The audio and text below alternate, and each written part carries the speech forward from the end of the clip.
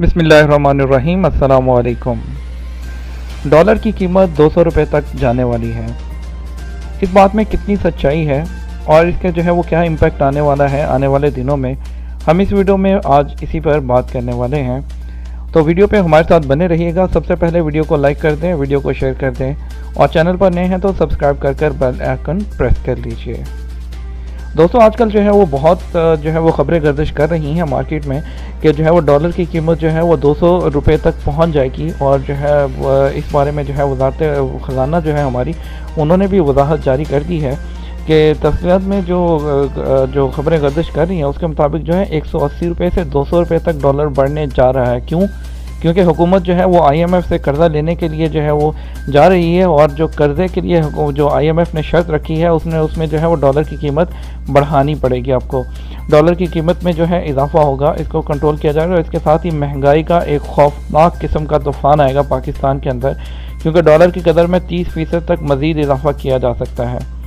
लेकिन इस हवाले से वज़ारत ख़ज़ाना की जानिब से जो बयान जारी किया गया है, उन्होंने कहा है कि IMF के साथ डॉलर का कोई रेट तय नहीं किया जा रहा। वज़ारत ख़ज़ाना की जानिब से जारी किए गए बयान में कहा कि इस बात की वजाहत की जाती है कि IMF के साथ डॉलर का कोई रेट तय नहीं किया जा रहा। वज़ारत ख़ज़ाना के मुताबिक IMF स्टेट बैंक के साथ एक्सचेंज रेट पॉलिसी पर मुज़ाकरात करेगा। ताहम इस हवाले से IMF के साथ किसी किस्म का कोई बाकायदा मुआहदा नहीं किया गया।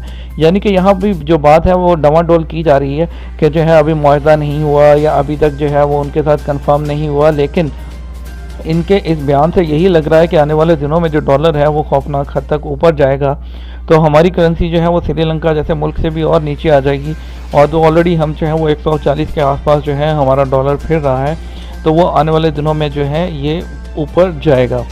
तो ये जो है चंद ऐसा भी होता है कि चंद मार्केट में ऐसे लोग भी खबरें फैलाते हैं जो कि जो है ब्रोकर्स होते हैं या जो कि ब्लैक माफिया होता है, जो कि पैसे जो है वो डॉलर को जो है रेट के इस तरह की खबरें फैलाकर डॉलर के ऊपर जाने से जो है वो पैसे कमाता है।